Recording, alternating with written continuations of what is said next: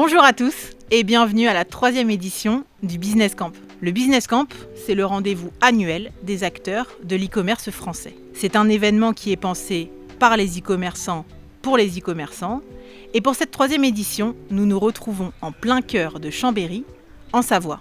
Et la grande nouveauté cette année, c'est que nous profitons de ce grand rassemblement pour enregistrer des épisodes dédiés que vous pourrez retrouver sur la chaîne YouTube de Business Camp et sur Spotify. Bienvenue donc dans le studio podcast. Je m'appelle Juliette Ball, je suis partner manager chez Molly, la solution de paiement omnicanal qui se donne pour mission de simplifier les paiements et la gestion financière pour toutes les entreprises en Europe. Vous pouvez nous découvrir sur le site molly.com et m'ajouter sur LinkedIn. C'est moi qui aurai l'honneur d'interviewer nos invités aujourd'hui et de leur donner la parole. Je vais recevoir plusieurs invités de marque, des marchands bien sûr, mais aussi des partenaires comme Feedmax et des agences e-commerce comme l'agence Yuri & Neal et l'agence Evolutive. Ensemble, au travers de plusieurs épisodes, on va parcourir leur vie, leurs enjeux, leurs succès et leurs échecs bien sûr, et nous allons comprendre comment ils accompagnent les e-commerçants pour certains et comment ils utilisent la puissance de cet écosystème pour d'autres. Allez, c'est parti, place aux épisodes.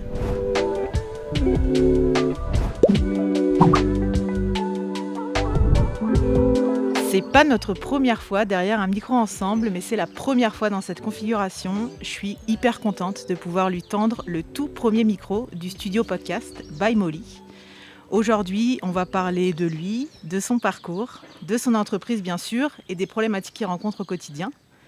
Sans filtre, on va aussi parler de sa présence sur les réseaux sociaux, qui fait partie de son ADN, de son entreprise, et je pense qu'il nous donnera quelques conseils pour bien réussir et performer encore mieux en ligne. Je veux bien sûr parler de Grégory Perrin de Okara. Salut Grégory. Salut Juliette. Comment ça va ? Écoute, très bien, je suis super content d'être là. On enregistre un épisode dans un lieu qui est incroyable avec une vue. J'espère que tout le monde pourra regarder ça parce que c'est génial. Ouais, pour ceux qui nous regardent sur YouTube, regardez bien derrière nous parce que le cadre est vraiment très très beau. L'objectif de ce podcast aujourd'hui, ça va être un peu que tu nous parles de toi, de ta vie, de ton œuvre, de ce que tu fais un peu de tes journées. On aura envie un peu de connaître tes hacks parce que tu es quelqu'un qui est assez connu dans l'écosystème e-commerce. Et donc si tu peux nous donner quelques petits conseils pour performer, je pense que ce sera le bienvenu. Avant toute chose, parce que malheureusement il y a des gens qui ne te connaissent pas, Grégory, je vais te demander de te présenter, mais... je vais te demander de te présenter d'une manière un peu différente de ce que tu as l'habitude de faire. Allez, je t'écoute. Ce que je te propose, c'est que tu me présentes le Grégory Perrin de 9h à 18h la semaine, mais aussi le Grégory Perrin après 18h, soir et week-end. Que fais-tu, Grégory, le soir et le week-end ?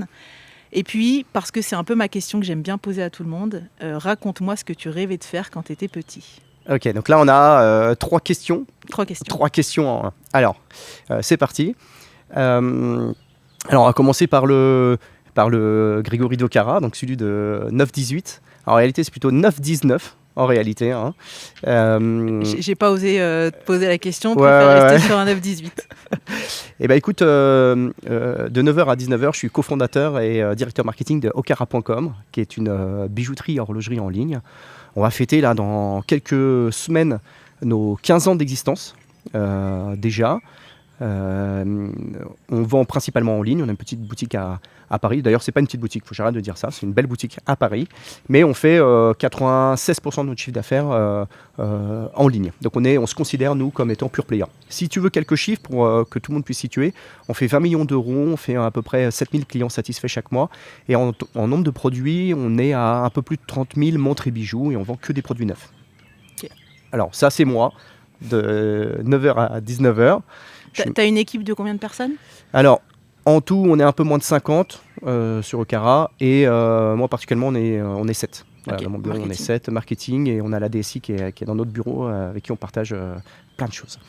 Alors ça c'est pour la partie boulot. La partie perso, écoute, je suis papa de 2 enfants, donc tu dois connaître ça par cœur. Donc le week-end, je fais les activités scolaires, les activités ludiques, et je m'occupe d'eux. Donc là, c'est vraiment le rôle de papa. Donc le soir, papa, le week-end, papa, et entrepreneur le reste du temps. Bon. Un super équilibre. Oui, du coup, parfait. j'imagine. Et attends, la dernière question, c'est qu'est-ce que je rêvais de faire quand j'étais jeune ? Alors là, c'est un piège parce que ça, c'est pas une question qu'on a dans les vidéos en général. Donc bien joué, parce que tu me mets mal à l'aise. C'était le but. Mais en fait, je pense que j'avais pas réellement de rêve. Par contre, j'ai toujours eu envie de fédérer. C'est quelque chose, je pense, qui m'a toujours animé, que ce soit dans la cour de récré, mais aussi un peu plus jeune. J'ai monté des communautés à l'époque autour des séries télé, etc. Donc j'ai toujours eu envie de rassembler les gens. Donc quelque part une fibre entrepreneur, et c'est vrai que dans ma famille on n'a pas été guidé vers l'entrepreneuriat, mais par contre mon frère était entrepreneur, ma soeur était entrepreneur et je suis entrepreneur. On n'a pas grandi ensemble parce que moi je suis petit dernier, tout le monde était déjà parti de la famille, de la maison, mais mes parents le sont pas du tout, tu vois. Mais fou. par contre j'ai toujours voulu peut-être un petit défi avec l'autorité que je supportais pas trop, et donc reprendre le contrôle de ma vie, de la maîtriser. Mais voilà, pas d'ambition, je voulais pas devenir astronaute, je voulais pas devenir polytechnicien, mais voilà, envie de fédérer par contre, ça c'est sûr. Envie de fédérer. Eh ben, écoute, c'est bien, c'est un bon début de vie, j'ai envie de dire. Si on revient un peu sur Okara, donc c'est toi qui as cofondé l'entreprise il y a combien de temps, et pourquoi est-ce que tu as eu cette idée de créer une entreprise de montres et de bijoux? Alors, en toute franchise, c'est pas moi qui ai eu l'idée, on est plusieurs associés, donc c'est mes autres associés qui avaient eu l'idée, tout simplement parce qu'ils commençaient, il y a 15 ans, ils commençaient à avoir une disparition un peu des bijouteries physiques en centre-ville. Donc vraiment la bijouterie où tu te déplaces pour acheter tes alliances, tes médailles de baptême, pour tous les événements de ta vie, au profit plutôt des chaînes de grande distribution que tu trouves dans les centres commerciaux. Et en fait, mes associés sont venus me voir un jour en me disant, bah voilà, nous on voudrait reproduire ce modèle qui disparaît, on voudrait le refaire en ligne, parce qu'il y a vraiment d'un côté les retailers qui se mettent sur Internet avec des produits qui sont plutôt entrée de gamme, fabriqués en Chine, en Inde, et de l'autre côté la place Vendôme qui débarque sur Internet, mais avec des produits très chers. Et au final, entre les deux, il n'y avait pas grand-chose. Et voilà, ils sont venus me voir en me disant, est-ce que ça t'intéresse? Et j'ai dit, bah allez, on est parti, je rejoins l'aventure. Parfait. Et ça a évolué depuis...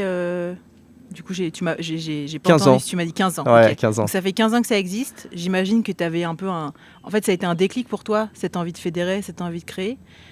Ça a évolué par rapport à ce déclic que vous avez eu quand tu as dit « Ok, vas-y, je saute le pas ».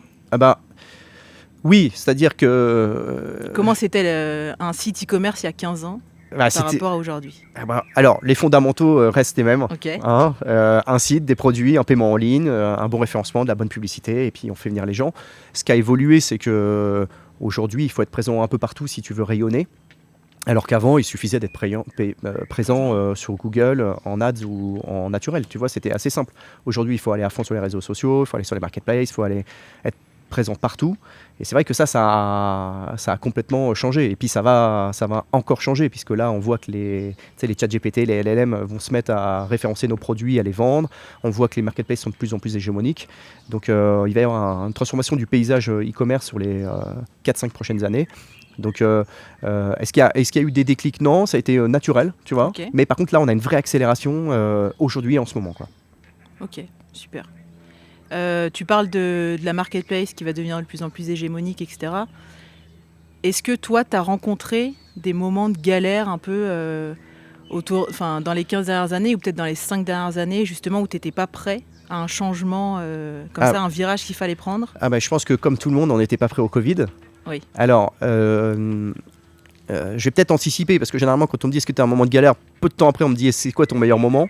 Donc, je vais résumer en. J'avais pas cette question. Mince. Mais je vais quand même la faire, du coup. Ouais, très bien.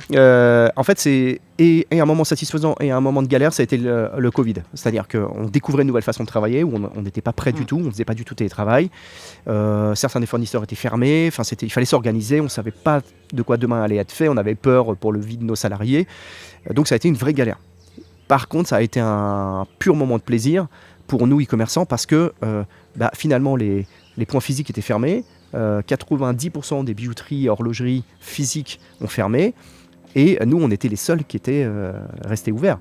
Donc imagine un afflux de commandes incroyable, et avec toutes les problématiques qui vont avec. Donc mon bureau s'est transformé en centre logistique. On allait faire les colis, ils m'ont ruiné mes bureaux en entaillant cutter, pour déchirer le papier bulle, des trucs. Mais c'était une expérience, franchement, et à la fois horrifiante et à la fois très très satisfaisante.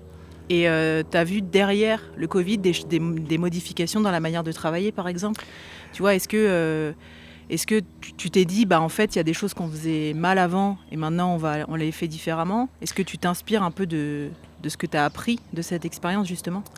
Alors, à 2 niveaux. Déjà, quand tu as un afflux de commandes, c'est là où tu vois que tes process ils sont parfois rodés pour un volume constant de commandes qui augmente progressivement, comme la croissance de ta boîte, mais pas un pic très très très très fort, comme on a pu le voir avec le Covid. On parle de faire x5, x6, x7, hein, tu vois. C'est pas juste faire 25%. Non, c'est faire beaucoup plus. Et du jour au lendemain. Et du jour au lendemain. Ouais.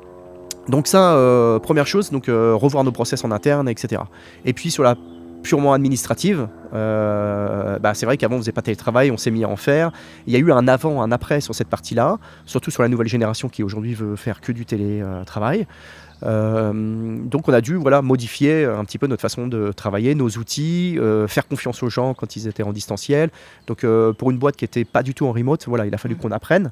On a été forcé de le faire. Et finalement, c'est un mal pour un bien cette partie-là, parce que maintenant on est plutôt moderne de l'approche, quoi. Ok. Je te propose de parler d'un deuxième sujet maintenant, qui est celui de l'écosystème e-commerce de manière générale. Donc là, on a de la chance, on est au Business Camp, c'est la 3e édition du Business Camp. Toi, tu es très présent dans cet écosystème e-commerce. Tu fais beaucoup de posts sur les réseaux sociaux, sur LinkedIn notamment, tu organises tes propres événements. Moi, ma question, en fait, c'est qu'est-ce que ça t'apporte, cet écosystème e-commerce aujourd'hui? Pourquoi est-ce que tu es si présent? Et qu'est-ce qu'un événement aussi comme celui-là aujourd'hui apporte justement à Grégory Perrin et à Okara? Ouais. Alors je pense qu'on parlera. Je vais te répondre pour les bénéfices juste après, parce que c'est en réalité pas la priorité pour moi. Ça a du sens de le faire, mais c'était pas la priorité, les bénéfices. Okay. Ce que je disais un peu en introduction au début de l'épisode, c'est que moi ce que j'aime bien c'est fédérer, c'est rassembler, et j'aime bien qu'on dise les choses justes. Et c'est vrai que dans l'e-commerce, tu entends un peu tout et n'importe quoi, parce qu'il y a des gens qui ont des choses à vendre, il y en a qui ont envie de se faire mousser, etc. Et moi, ce que j'aime bien, c'est partager de l'information qui est plutôt avérée, des tips qui peuvent aller aux débutants, mais aussi à ceux qui sont déjà matures. Donc j'ai vraiment une envie de partager dans l'écosystème ce que moi j'ai appris, les galères, etc. Et puis en partageant avec l'écosystème, moi j'apprends énormément aussi. Hein. Donc en fait, ça me permet de faire une veille continue. Donc du coup, moi je fais ma veille, je la partage à travers une newsletter. Les gens me renvoient des informations des fois qui ne sont pas présentes dans la newsletter. Là, on m'a partagé il y a 2 jours, on m'a partagé une interview qu'il faudra que je mette pour la prochaine fois, qui est super cool, créateur d'Odoo. Okay. Voilà, donc moi j'apprends beaucoup. Et ça me permet aussi parfois d'être invité à droite à gauche et de pouvoir voir des choses en avant-première, et ça c'est aussi génial pour moi. Ça me permet de tester des produits que je ne peux pas forcément tester avec Okara parce qu'on n'a pas les moyens, on n'a pas les budgets. Et puis après, toi tu me parlais quelque part du bénéfice, c'est que le dommage collatéral positif, c'est que ça fait de la visibilité pour Okara. Okara, c'est depuis 15 ans une stratégie qui est très héroïste, donc basée principalement sur Google et le search, donc le naturel et l'organique, un peu les réseaux sociaux, mais au final ça reste quand même très orienté Google. Et finalement, quand on va dans la rue, qu'on demande à quelqu'un ce que tu connais Okara, on a encore un petit peu de déficit de notoriété qu'on est en train de travailler, mais quand même qui est présent. On n'est pas une grande enseigne.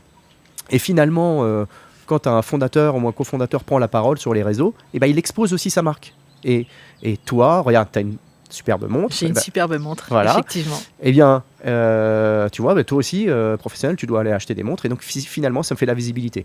Et lorsque je fais des sélections de montres, tu vois, sur LinkedIn, quand je fais les 5 montres du trimestre ou les 5 montres pour Noël, etc., derrière, moi, ça me fait des vraies retombées financières. C'est pas le but, mais par contre, voilà, ça donne de la visibilité à l'enseigne. Il manque des choses, selon toi, aujourd'hui, dans cet écosystème e-commerce? Est-ce que on arrive, donc nous, partenaires, par exemple moi, chez Molly, ou autres personnes, est-ce qu'on arrive à fédérer suffisamment les e-commerçants? Ou est-ce que tu penses qu'il manque encore des choses et que on pourrait encore améliorer ça? Justement, le fait de fédérer ensemble les e-commerçants. Aujourd'hui, on est là au Business Camp pour 2 jours, où vraiment c'est un événement pensé par les e-commerçants, pour les e-commerçants. Venez fédérer autour de vos marques, venez apprendre les uns des autres. C'est 1 fois par an. Est-ce que ça suffit? Et comment est-ce qu'on pourrait faire, nous, marques, pour justement améliorer cette relation que vous avez, vous, e-commerçants, les uns avec les autres? Alors ça aussi, c'est pas la question la plus facile que tu me poses. Absolument. J'aimais bien le début, là c'était facile, mais là c'est plus compliqué. Écoute, je trouve qu'il y a déjà ces 5 dernières années beaucoup d'initiatives comme celle sur lesquelles on est rassemblés aujourd'hui qui sont géniales. Ce format de 2 jours en région et entre nous, je pense qu'une fois par an ça suffit. Maintenant, si je devais être un peu critique, et tu sais que j'aime bien être critique, c'est vrai que, mais c'est plutôt le mindset français qui va être plutôt limité. Si on regarde les anglo-saxons, les e-commerçants sont prêts à payer pour aller dans des événements, payer plutôt cher, puisque je crois que la dépense annuelle, on n'est pas loin de 2000 ou 3000 euros par e-commerçant du côté de l'Angleterre, je ne parle pas des US, pour se former, pour rencontrer des gens. Alors que nous, en France, on est invités en tant qu'e-commerçant. Et lorsqu'on est invité, il y a forcément une contribution quelque part, parce qu'il faut payer les sponsors, enfin il faut faire venir des sponsors pour payer l'événement, etc. Et c'est vrai que moi j'aime bien le modèle anglo-saxon où finalement l'e-commerçant qui est motivé, il va payer pour aller à un événement 300, 400 euros pour aller à un événement, et il va se retrouver avec peut-être un petit peu moins de partenaires, un peu plus triés sur le volet, mais avec beaucoup plus de marchands qui n'ont pas peur d'aller dans les gros salons se faire agresser par tous les sales et compagnie. Tu vois, et je pense qu'il y a peut-être une transformation à faire, voilà, mais est-ce que les Français sont prêts à payer, tu vois, ça, voilà, c'est la vraie question. La vraie question aussi, c'est est-ce que les Français étaient prêts, il y a encore 3-4 ans, à venir à Chambéry pendant 2 jours, loin de son quotidien et de son travail, puisque vous restez dirigeant d'entreprise, tu le disais tout à l'heure, fondateur, cofondateur d'Okara et directeur marketing de 9h à 19h.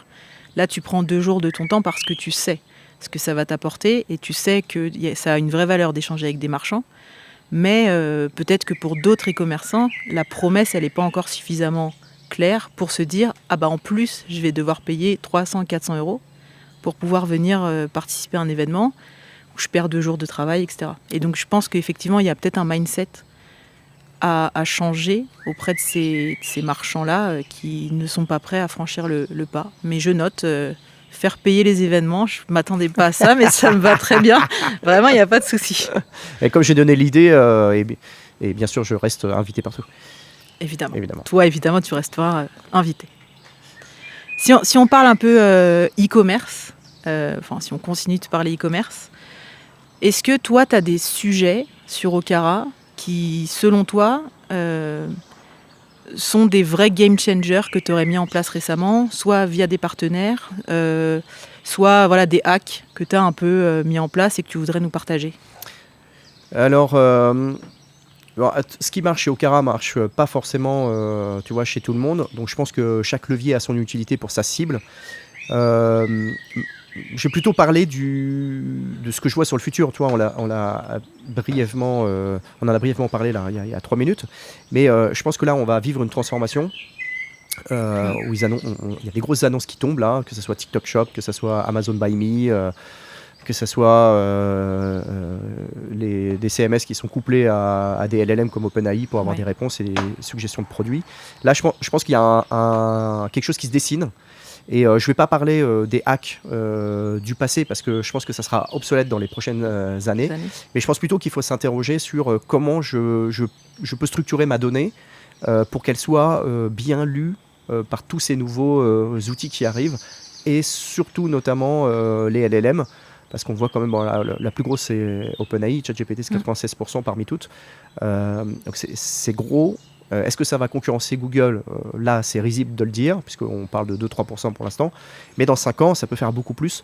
Et donc, il va falloir repenser. C'est-à-dire qu'avant, on faisait du SEO pour Google. Maintenant, on va devoir faire d'autres choses pour être présent dans ces LLM. Et pour moi, l'enjeu, il est plutôt d'aller se documenter là-dessus, de suivre, de tester. Parce que les premiers qui y seront, c'est ceux qui seront, tu vois, qui vont perdurer, quoi. Ceux qui rigolent maintenant et qui font aucun effort, ça sera trop tard. Et à l'inverse, tu penses qu'il y a des sujets qui sont surestimés par les e-commerçants? Surestimés dans le sens où on investit trop d'argent sur certains leviers, par exemple? C'est une question piège aussi, ouais, évidemment. C'est une question piège, bien sûr, parce que comme je te disais, je pense que tout levier correspond à... Moi, je trouve que... Alors moi, j'ai beaucoup de chance dans mon secteur, donc je vais te dire quelque chose qui n'est pas forcément valable pour moi, mais tu vois, l'influence... C'est vrai qu'on a atteint des sommets, ça coûte une fortune et les résultats sont pas sont plus forcément au rendez-vous. Donc, alors je dis ça et en même temps je me modère parce que moi je travaille avec des influenceurs et ça fonctionne très bien. Ouais. Des influenceurs parfois qui nous suivent depuis 13 ans, 12 ans. Ça fonctionne. Par contre, on va chercher nous des micro nano influenceurs qui sont tout petits. Et puis voilà, ils nous font confiance, on leur fait confiance, on a un truc qui se crée. Mais d'aller chercher tout de suite un gros influenceur, etc. J'ai fait un partenariat avec une marque il n'y a pas longtemps. Je peux pas citer la marque, bien sûr, ni l'influenceur, mais il a quand même des millions d'abonnés. Et je crois que ça m'a apporté c'est un truc. Alors, j'ai pas payé, c'était avec la marque. Mais ça m'a apporté genre 4 commandes, tu vois, et on parle d'un abonneur avec plusieurs millions de followers.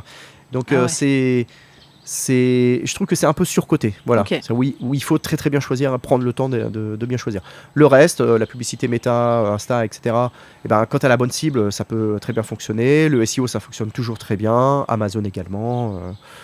Voilà, je pense pas qu'il y ait... Pour moi, c'est le plus touchy, je pense, cette partie-là. Ok. En interne, vous êtes accompagné par des agences pour toute la partie marketing. Justement, tu parles de Meta, TikTok, etc. Non. C'est vous qui... Ouais, nous, on est très... Interne. Ce qu'on appelle doer. Donc, c'est-à-dire qu'on fait tout en interne, du développement de la plateforme, etc. Donc non, le SEO, c'est fait en interne. Il n'y a qu'une seule agence aujourd'hui qui fait la partie SIA. Et encore, c'est pas une agence, parce qu'avant, on était avec une agence et on a changé. C'est plutôt un indépendant maintenant qui nous fait ça pour garder en rapidité et agilité. Mais c'est la seule agence parce que voilà, il y a beaucoup de mises à jour sur la partie ads de Google qui est la plus complexe aujourd'hui. Quand on la maîtrise, généralement, on maîtrise les autres. Et donc, c'est les seuls qui nous accompagnent. Et sur le reste, tu trouves beaucoup de ressources, donc tu peux te former toi-même. Et on a le temps encore de le faire en interne, cette partie-là. Ok. Gardez ce temps. Je pense que c'est précieux, donc c'est top. Dernière question, pareil, un peu piège. C'est quoi les erreurs les plus fréquentes que tu vois chez les e-commerçants avec qui tu as l'habitude d'échanger, de parler ? Eh ben, tu vois, c'est comme si je faisais remonter dans le temps à notre conversation, mais le manque de prise de recul, de formation et d'update. Ouais. En fait, un e-commerçant, c'est à la fois un comptable, un logisticien, un directeur marketing, un directeur administratif, un RH. Tu vois, e-commerce, c'est pas un métier, c'est 8-9 métiers en même temps. Et c'est vrai qu'on ne prend pas suffisamment de temps de dézoomer, de sortir, et d'aller à la rencontre de gens et de dire mais voilà, mon site c'est ça, qu'est-ce que tu en penses ? J'ai rien compris à ton site, tu vois, j'ai rien compris, je suis arrivé, je sais pas ce que tu fais, je comprends pas la valeur, je comprends pas le... Et en fait c'est ça, c'est que nous on devient spécialiste de notre secteur, on connaît notre site par cœur. Et en fait, on n'a plus cette naïveté de regard qui permet de prendre de la hauteur, de s'améliorer, de challenger des leviers d'acquisition, etc. Donc moi, je pense qu'il n'y a pas assez de formation, tu vois. Ouais. Les e-commerçants ne se forment pas assez, donc ça, c'est une grosse erreur. Et il y a encore beaucoup d'e-commerçants qui ne vont pas aux événements. Tu vois, là, on va être combien aujourd'hui ? Peut-être 120, 130, 140 ? Ouais. En fait, c'est encore très peu. d'e-commerçants, tu vois, surtout sur le nombre qu'il y a. Et en fait, aller à la rencontre des gens, discuter, échanger, on apprend beaucoup de choses. Et je pense que ça aussi, c'est une des erreurs, c'est qu'enfermé dans une boucle de travail, on ne prend pas le temps et d'échanger, et de se former, et de prendre du recul. Justement, en parlant de formation, toi, tu as créé ton propre événement, tu as créé tes propres formations. Est-ce que c'est parce que tu trouvais que justement ça manquait de formation ? Est-ce que c'est un vécu pour toi ou c'est plutôt à la demande des personnes que tu as rencontrées ? Alors c'est un vécu. Alors je fais tout par rapport à mon propre prisme. Ouais. Ça fait hyper nombriliste de dire ça, tu vois, non, je m'en rends compte. Non mais t'inquiète, ils couperont. En montage. Oui, la formation, en fait, c'est que les formations e-commerce, elles sont soit faites pour les débutants, soit très bullshit. Et je voulais un truc où on puisse viser le mid-market, c'est-à-dire les gens qui font déjà 1, 2, 3 millions, donc c'est-à-dire qu'ils sont déjà en route. On n'a pas besoin de leur apprendre tu vois, ce que c'est le SEO, et par contre leur apporter l'expérience d'un site qui fait 20, 30. Tu vois, à la formation, on est 5 formateurs, il y a le directeur acquisition de Orchestra, c'est un monstre quand il apporte des choses, c'est vraiment d'une grosse valeur ajoutée. Et voilà, il manquait ce type d'événement. Alors nous, on le fait une fois par an parce que ça prend du temps à organiser. Le marketing, ça va très vite, l'acquisition aussi, donc il faut mettre à jour toutes les documentations, etc. Donc une fois par an, c'est bien, c'est limité à chaque fois à 20 personnes. Et tu parlais des événements, et ben un petit peu dans ce même esprit de ce qu'on disait tout à l'heure. C'est-à-dire que moi, ce que je voulais avec l'e-com Day, c'était redonner la parole aux marchands. Parce que quand tu vas dans un événement, c'est plutôt, encore une fois, des gens qui ont des choses à te vendre. Alors, la plupart du temps, c'est très bien, mais parfois, c'est très léger. Et moi, ce que j'aime bien, c'est avoir le ressenti des e-commerçants. Et donc, rien de mieux que leur donner la parole, le micro. Et encore une fois, même pour vendre des solutions, il n'y a pas mieux qu'un e-commerçant satisfait de sa solution. Et donc, voilà, j'ai fait ça d'abord une première fois par an, puis là, on fait deux par an. On enregistre cette fois-ci en studio, c'est le 12 juin. Et puis, ça va être super cool. Ok. Et donc, c'était objectif, redonner la parole aux e-commerçants. Voilà. Parce qu'en fait, c'est vrai que quand tu es sponsor d'un événement, tu viens, tu payes, mais parce que tu veux avoir une prise de parole. Sauf que tu as raison. Ceux qui parlent le mieux d'un produit qu'ils utilisent, ce sont les e-commerçants. Exactement. Et donc, effectivement, donc toi, tu redonnes vraiment, tu remets l'e-commerçant au centre pour pouvoir lui redonner sa place, celle qu'il mérite. Écoute Grégory, je pense qu'on arrive à peu près au bout de cet épisode. C'était super intéressant, mais avant de clôturer, j'ai une dernière question, qui n'est pas vraiment une question. Je vais te laisser la parole pendant 2 minutes et je te laisse faire une dédicace à qui tu veux, qui est présent aujourd'hui à cet événement, un partenaire, un e-commerçant, un organisateur, voilà, vraiment qui tu veux. Eh ben, écoute, tu as 2 minutes. Alors ça aussi, tu vois, tu aurais pu me dire un peu à l'avance que je prépare le truc là, parce qu'on est en impro total. Alors je pense que d'abord, un gros merci à toi, puisque tu me reçois aujourd'hui. Donc, merci Juliette, merci Molly. Bien sûr, un immense merci à Yann, qui organise le Business Camp cette année. C'est un boulot d'une année qui passe en 2 jours. Donc c'est fantastique ce qu'il arrive à faire et je pense que c'est un des événements e-commerce les plus réussis. Enfin, jusqu'à présent, personne n'a su faire aussi bien que cet événement. Donc là, on est le matin, on n'a pas encore commencé, mais je sais déjà que ça sera une tuerie. Donc merci. Merci à mes associés de m'avoir fait venir dans ce projet qui était incroyable, au Cara. Merci surtout à toute mon équipe qui me supporte au quotidien et puis à toute la boîte, parce qu'une boîte, c'est un peu comme en horlogerie, un mécanisme. Il faut que tout fonctionne en même rythme pour que les aiguilles avancent.